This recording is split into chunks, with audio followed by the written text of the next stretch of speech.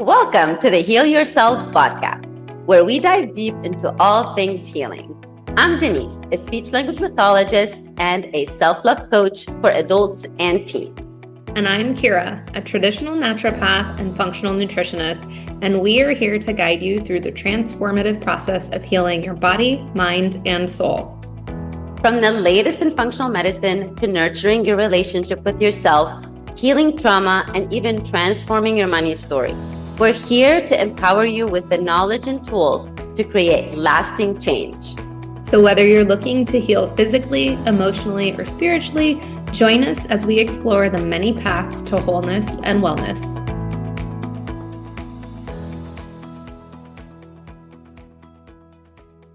Hi, guys, and welcome back to the podcast. Today, I am actually chatting with a special guest. Her name is Robin Jamerson. And Robin is a holistic health coach specializing in helping women with Hashimoto's and autoimmune conditions reclaim their energy, heal their gut, and feel like themselves again. As the founder of Wholly Healthy You and the creator of the Wholly Healthy You project, Robin combines whole food nutrition, mindset shifts, and stress management to support deep healing. With a background in nursing and a passion for empowering women, she guides her clients away from surface-level fixes and into long-term wellness. Today, she's here to share how small intentional changes can transform your health and your well-being. So, Robin, welcome to the show. Hi, thank you. Yeah, so tell us, how did you get to the place of Hashimoto's? Was that part of your own journey? Yes, it actually was. So I was diagnosed with Hashimoto's after the birth of my second son. They actually, at my postpartum appointment, found a goiter, and that's how they had found it. And that just kind of started on my journey of trying to heal myself, because basically the doctor said, just take the medication and you're fine, and then eventually we'll probably have to remove your thyroid, and sent me on my way. So I had to kind of take it upon myself to figure things out. And fast forward, it took a few years, but then as a nurse, I realized that I wasn't helping people. I was feeling out of alignment with the way that I was helping my patients, because I was treating them for the exact same things that they were doing the exact same things that got them sick in the first place. Mm-hmm. And I really wanted to be able to help them heal and not just keep giving them medications while they were continuing to do the things that were keeping them sick.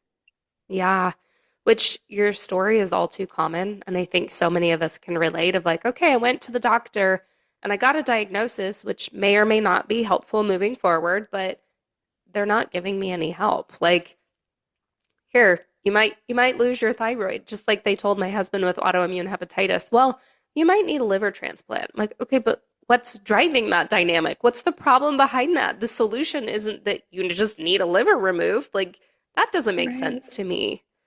Yeah, no, I agree. And then, I'm sorry. No, go ahead. We interrupt each other all the time here. I was like, and then uncovering it. And that was one of the things I kept asking myself. I was like, I'm in my 30s. Like, this can't just be it. Like, I am normally like a healthy, and I just felt horrible, even with the medication. So I knew that couldn't be the only thing, right? Instead of figuring out why this was happening. Yeah. And one of the things you said is something I'm always telling people: we can't heal in the same environment that got us sick. And sometimes people see my posts around that and they're like, well, I can't get out of the house. I'm like, no, not like, sure, if the house made you sick, like maybe you have to get out of it. But the environment of like, are you in a toxic relationship? Are you eating foods that aren't serving you? Are you lacking boundaries? Like, there's so many things that I mean when I say environment. So what did your journey look like? How did you start to heal yourself, when you're like, these meds aren't really doing much for me here? Well, one, I read all the things and did all the things. So it was a little bit, I think maybe, did you say this recently? I heard somebody say like the whack-a-mole, right? Like I was like, okay, I'm going to try this. I'm going to do that. And so it was a few different things. But the main thing is that I went to diet because that was one of the things that everybody kind of talked about, whether it was removing gluten, or, the foods that they said that you couldn't have, which it kind of went up and down. And there were a lot of different things that I tried. Um, but one of the things that I realized later was I was focusing so much on the diet and the nutrition, even like sleep, and those types of things. But I had a newborn and another Mm. baby, that was under 2, That's a lot. and so yeah, and so I was like, well, it would be great if I could sleep. That's like I know you're telling me that I need to do these things, but and then I saw a functional medicine practitioner, and she put me on all of these supplements, which made me feel even worse. Mm. And so with that being said, I tried a lot of different things. And then it wasn't until I finally started looking at the whole picture that I realized that I was missing pieces, right? Like Yeah. I was going for like this magic thing. And I remember, like when I wouldn't feel good, I was like, oh my gosh, what did I eat? Like in trying to figure out, or what can I remove, or what can I add? Mm. And then I needed to look at the whole picture instead of chasing like this magic thing that was going to fix me, whether it was a supplement or removing or adding something. Yeah.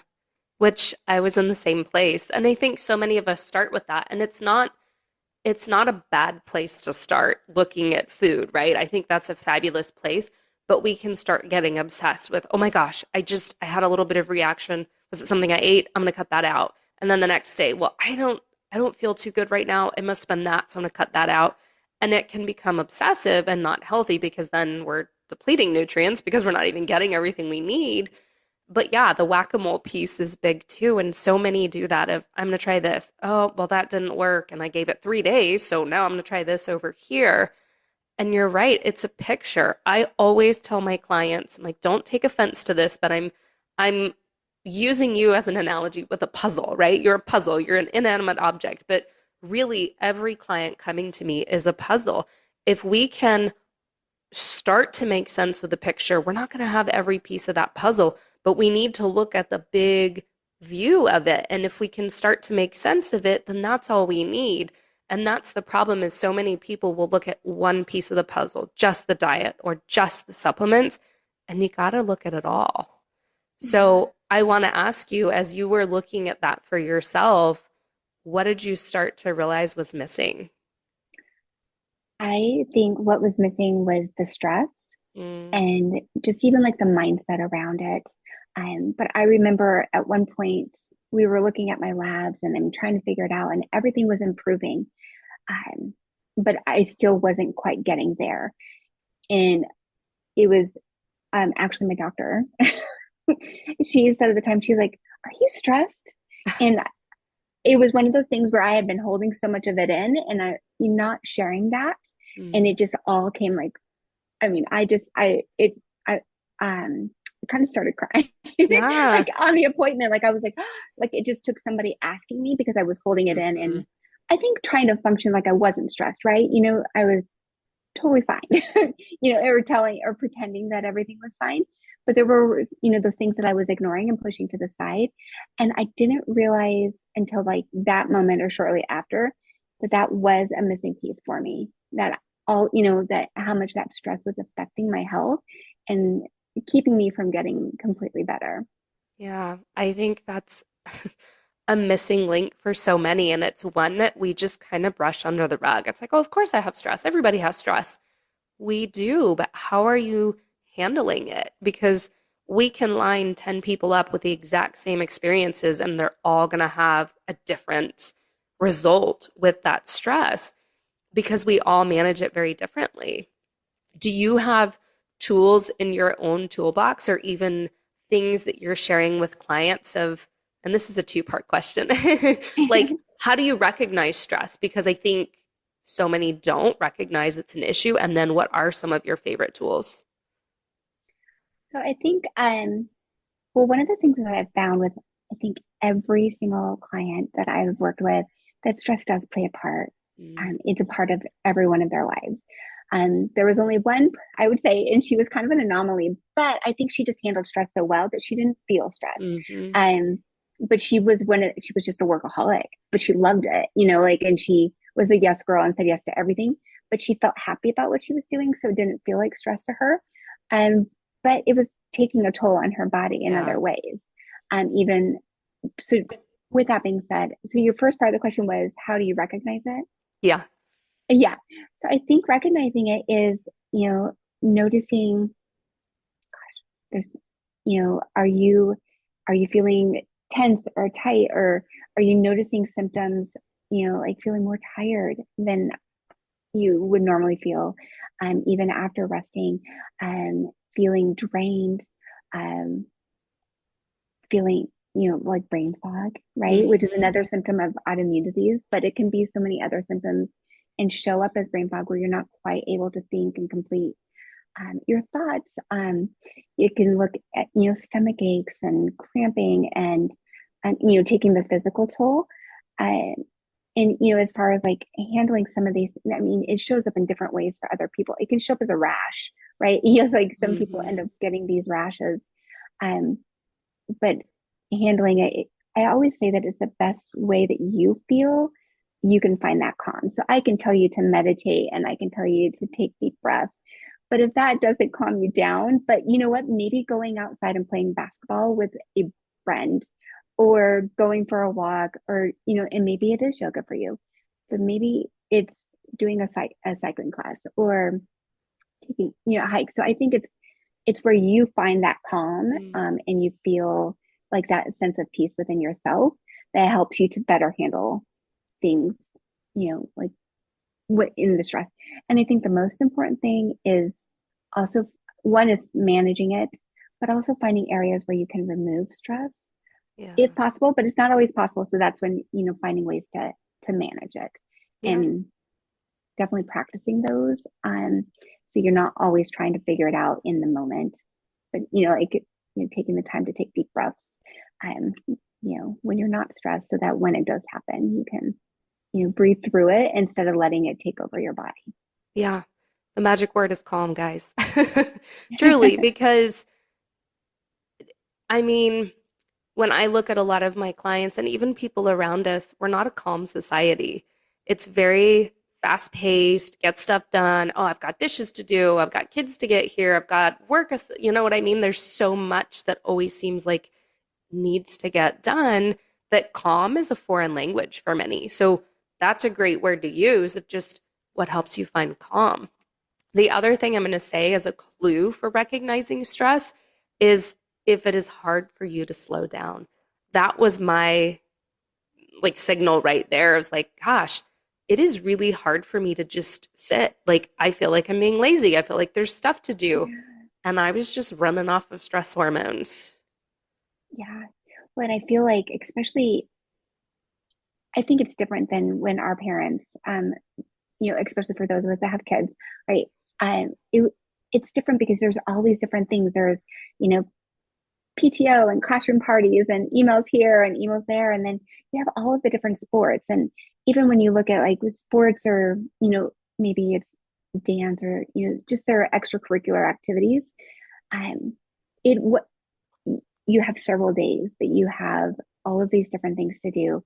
Plus, you're supposed to, expected to be making these healthy meals and, also trying to find family time and all of these different hats that you're wearing. And then if you're working on top of that, it can make it really challenging to not feel stress through all of that, especially when you feel like you're having to be everything to everybody. Yeah. Yeah. And that's, I mean, what you said, it's finding the right thing for the person. And I tell people the same thing. Sure, I can tell you to go meditate for 45 minutes. How realistic is that? Not very if you're already stressed out. So it is little things. What brings you to that place of calm? Yeah. But also, what are little things that you can sneak in throughout your day? And what are things that you can take off your plate? Like you said, we can't just eliminate stressors. I don't have a magic wand and be like, poof, this work project is gone or whatever. But are you saying yes to everything, right? You said you had a client who's a yes girl. Maybe that's not serving you. So maybe there are some of those things that you can start to look at. Yeah. No, I agree. Because it was even being involved, like, for example, like being a yes girl, because I'm kind of a yes girl too. So sometimes or I'm a recovering yes girl. That was one of the things that I had to realize is that I couldn't say yes to everything, so that meant I don't go to all of, like the PTO or school meetings because they send out the sign up sheet and I say yes to all of it, like, but I can let them know, hey, let me know if you need help, right? So I can pick and choose what I'm saying yes to. And that was like one of the things too, is that keeping in mind that if we say yes to everything, something's going to fall through the cracks.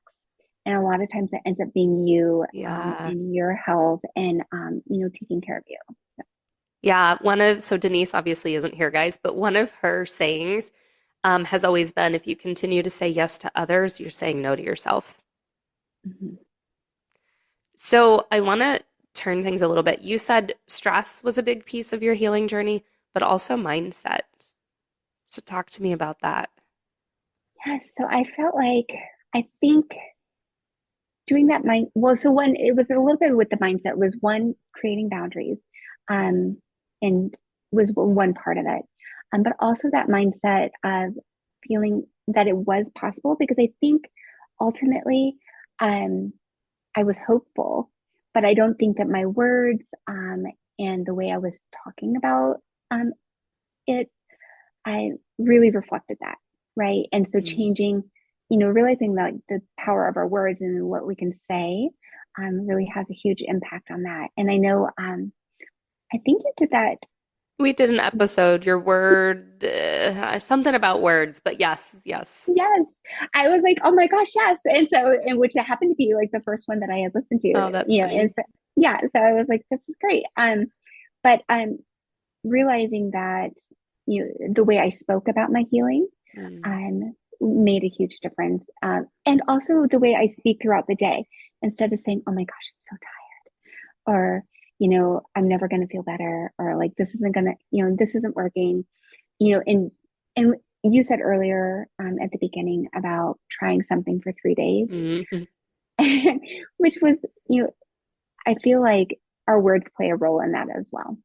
When we feel like it's not going to work, um, and we're saying that out loud, we're creating that, right? Like, Yeah. we're already making up our mind. And so sticking with something and then choosing our words, and, instead of saying things like, you know, I have to, I have to work hard, or I just need to try harder to get healthy, like I'm just not doing enough. But instead, or, saying things like, this is just the way it is, or I'm going to always struggle with this. But changing that to, my body is healing every day, or I'm choosing I'm choosing healthy things for my body every day. I am, or, this one might be good for you too, as well, as like, I am safe to rest. It's okay for me to rest and not to feel guilty. Cause I think sometimes, Mm. whether it's our words, but even our mindset, but feeling like it's okay to rest, especially when you're trying to heal. Yeah. It's like rest is, I learned that I've taken too many programs in my day, but one of my mentors has like vitamin J is joy, but this is another one. It's not vitamin R, but they call it something of like rest as a vitamin. And it needs to be treated as important as something like that. It's a nutrient. We can't thrive without rest. And so it's not lazy, especially if you are on a physical healing journey and you're not feeling well, you have to be resting. You have to take that time for yourself. Right. Yeah, I agree. And taking the time to make sure that you're getting enough sleep, and that, that it's not only feels good, right? But, it's imperative for your health. And that Hmm. that is when your body is resting and repairing, and sometimes you need more, especially when you're trying to heal. So, Yeah. Yeah. That whole mindset piece is so big. And one of the things I want you guys to remember is it doesn't need to be unrealistic. You're not telling yourself one day, oh my gosh, I'm never going to feel better. And the next day you wake up and say, oh, I'm just going to tell myself I am fully healed. I feel amazing every single day. Okay, that might not be believable. So just little things that are believable and look at the words and look at the thoughts that you're choosing. Are they serving you? If not, make that little tweak because it does have a profound impact over time. It's not a nighttime thing again. It's a journey. yeah. Yeah, I agree. And with making sure that you realize that those little setbacks that will happen on your journey, Hmm. that those are part of it. Yeah. Yeah. Healing is never linear, right? I would love Yeah. to tell people it's always you're always moving up. It's like, no, you're gonna have really terrible days, maybe really awful weeks.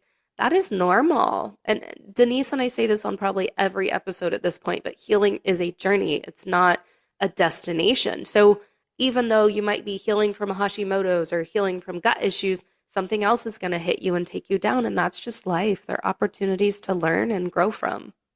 Yeah. Yeah, I agree. So, what can you like? Let's say someone's listening and they do have Hashimoto's. Where do you suggest that they start on their healing journey?